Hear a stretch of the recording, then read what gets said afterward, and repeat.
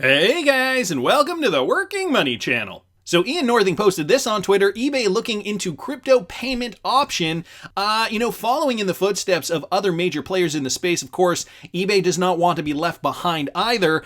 eBay CEO Jamie Iannone has said that the online shopping platform was looking into new payment options for customers. Cryptocurrencies were among the new payment option methods the company is looking into. The e-commerce firm is also exploring ways to utilize non-fungible tokens or NFTs. And of course, PayPal, again, another example of a company that is already getting into the crypto space, utilizing cryptocurrency for payments, and so eBay clearly does not want to be left behind. Adoption by one of the largest online retailers would be a welcome addition in a year that has seen many payment services begin using cryptocurrencies, and then they talk about PayPal's launch last month, checkout with crypto. This article also mentions MasterCard and Visa also making strides to integrate cryptocurrencies into their payment network. So, eBay, of course, on that list, they do not want to be left behind, especially if the payment providers are already offering these services. So, wanted to thank Ian Northing for posting that. Next up, guys, I just wanted to mention Unstoppable Domains is releasing some more premium domains. I just want to let you guys know this is a paid promotion. And so some premium domains that are available are trade.crypto, jobs.crypto, sale.crypto, shipping.crypto, and they've got many other ones down here. These are mostly business-themed premium domains, and as you guys can see, they are going live today. Some top domains include trade.crypto, market.crypto, jobs.crypto, ads.crypto. So for those of you guys who may be starting businesses and want a .crypto domain, especially if you have already maybe generated some profit from your cryptocurrencies, dropping 50 grand on jobs.crypto, for example, might not be that bad of an investment. I personally like Unstoppable Domains, and this is the only reason why I am doing this paid promotion. I do utilize them. You guys can find an affiliate link down in the description of this video in case something like this appeals to you.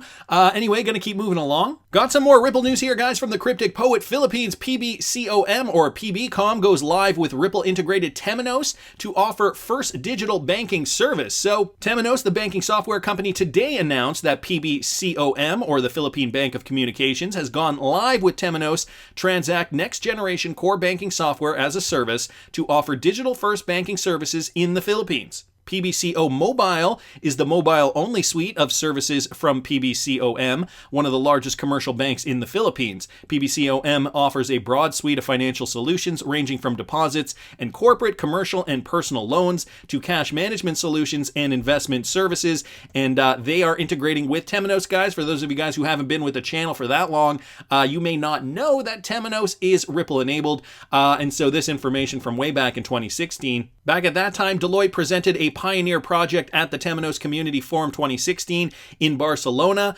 full integration with the Ripple protocol and the Temenos core banking software using the Bluzelle Altitude Gateway technology. Not that the Philippines wasn't already Ripple-enabled, but this just goes to show you that they are likely seeing within their industry positive results leveraging RippleNet, and so more companies are jumping on board in the Philippines specifically. Wanted to thank the Cryptic Poet for posting that. I got another one here, guys, from the Cryptic Poet. XRP supporter Swissquote and Post Finance to launch banking app U next week. So this is going live next week, guys. Swissquote, a Switzerland-based online trading platform, announced today that the company will launch a collaborative digital banking app U, or YUH, next week. Swissquote announced a partnership with Post Finance, the financial services unit of Swiss Post, in November of 2020. And directly from Swissquote's website, they just define XRP, the cross-border payment champion. This token, created in 2012 by California-based company Ripple, is primarily used to accelerate international financial transactions and reduce costs.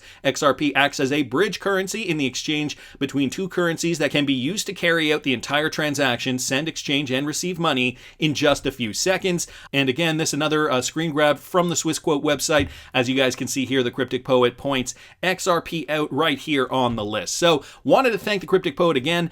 This does go live May 11th, guys. So if you are living in that region of the world, just some more technology that will let you transact through RippleNet.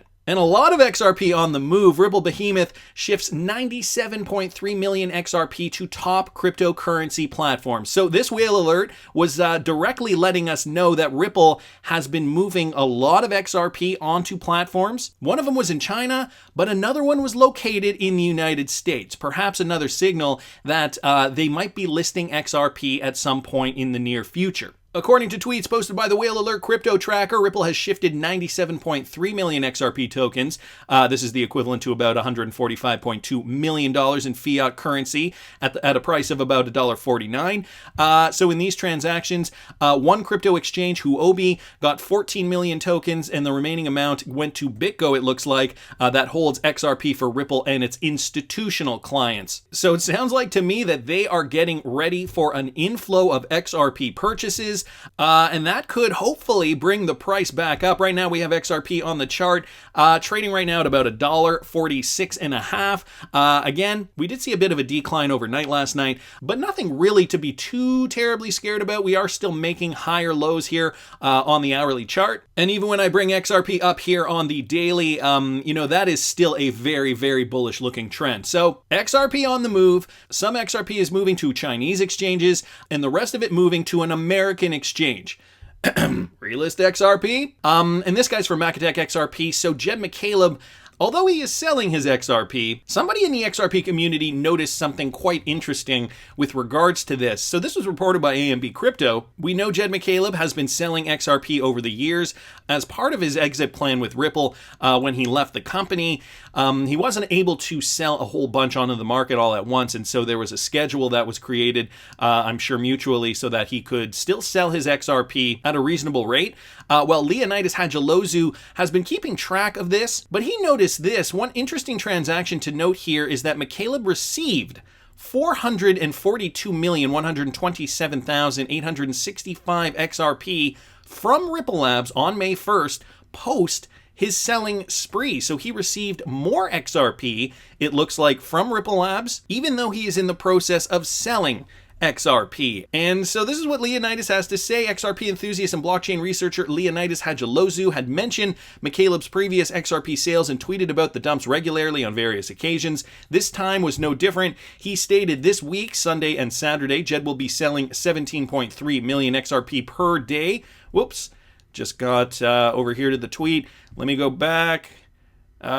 Actually, let's just go back here. Okay, per day, slightly less than the 18.5 million in the past week. But he noticed that the Taco Stand wallet was topped up yesterday with 442 million XRP. At the moment, Jed holds a little less than 1.7 billion XRP. So it looks as though that this was sent from a Ripple Labs wallet, the 442.1 million XRP, and that it was sent to him post his selling spree. So every day he sells XRP, but after the selling had gone through, more XRP was loaded back into his wallet. You guys can see it over here. Again, this is from XRP Scan, that website. You can see in from Ripple, his Taco Stand wallet. Very interesting to note that Ripple is actually sending Jed XRP.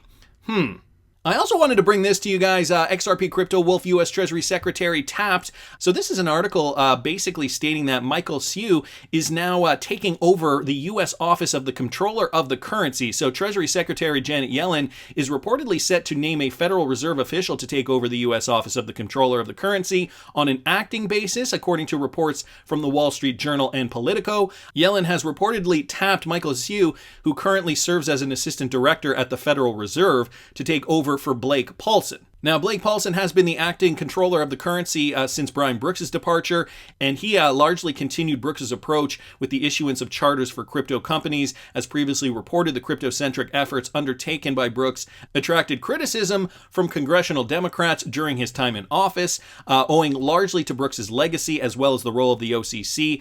As the point regulator for national banking registration, the question of who would take over the OCC on a more permanent basis has been subject to no small amount of speculation from the crypto community. So again, Michael Hsu, not a permanent solution yet, but he is stepping in now that Blake Paulson is leaving. Interesting to note, just to be able to keep tabs on who is coming in and out of office. And guys, I saw this from Anders L. Giancarlo and Gensler. You think they golf together? I think this photo makes it very apparent that these guys are likely pretty friendly with one another. I don't know. Tell me what you guys think down in the comments. Anders L. retweeting out his own tweet here. Interesting timing of Giancarlo to say he doesn't think XRP is a security. I suspect for several reasons that Ripple realized they would be sued around that time. So he posted this screen grab here just from CoinDesk, former Commodities Futures Trading Commission Chair Christopher Giancarlo. And so part of that tweet was Bank XRP's tweet from June of 2020. XRP is more like an alternative currency than a security, argues former CFTC Chair Giancarlo. He lays out why he thinks XRP is not a security. So for those of you guys who were back with the channel around that time, you might remember this. If I just go back here, Peter Ray has a different opinion. Giancarlo believes it's a currency, and I don't think he actually likes Gensler. The interview he did with Tony, which is Thinking Crypto, he was refraining from ill-talking the SEC, but it very much seems he wanted to call them idiots since all other US departments declared XRP a currency. Also, the US central bank digital dollar that Giancarlo is working on, I believe 100% is being built on the private ledger. The interview he did with Tony, he described exactly what they needed, and the very next day, Ripple announced the private ledgers for CBDC. So that's a very interesting observation as well. And I talked a little bit about the Accenture and US CBDC project in this morning's video, guys. If you didn't catch that, I'll link it up here in the top right-hand corner. And with regards to Tony's interview, or rather Thinking Crypto, I have it up here. Here's Christopher Giancarlo. Listen to what he says about Gary Gensler. Look, Gary is probably one of the brightest, smartest, most penetrating regulators on the Washington scene of the last decade or so.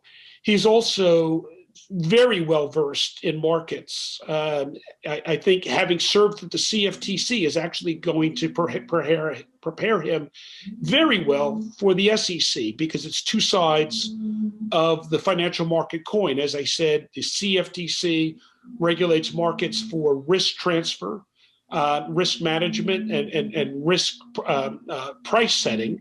And the SEC regulates markets for capital allocation, capital formation. So I think with Gary's background at the CFTC, it brings an enormous amount of broad overview to the role at the SEC. Gary's also somebody who knows how to get things done. I watched him be very involved in the passage of the Dodd-Frank Act and then implement an enormous amount of it at the CFTC. Now, I've had my public disagreements with Gary over some of that implementation, and the thing I enjoy about my relationship with Gary is I tell him exactly what I think, and he tells me exactly what he thinks, and I think that's a healthy relationship. I actually think he can bring a lot of value to the SEC in terms of its approach to fintech and innovation. I'm going to leave it there, guys, but I will link this entire interview in the description of this video. Again, this is from Thinking Crypto. Chris Giancarlo being asked about Gary Gensler, and he sounded, to me at least, he sounded quite positive on Gary being part of the SEC, and he's a doer, right? He wants to get things done. He doesn't just want to kind of sit around and just kind of float around ideas. Gary is a doer, and Chris Giancarlo has confirmed that. Again, this interview was from back in March. But you know, there are a lot of things now coming down the pipe with regards to Gary Gensler's responsibilities at the SEC. There's a big meeting coming up this week on May 6th. And according to Chris Giancarlo, it sounds like Gary Gensler is the man to have at the helm. But that's just my opinion. I want to hear what you guys think. Please subscribe to the channel if you haven't already. Like the video if you like the content I'm providing. I always love hearing your comments. See you in the next one, guys.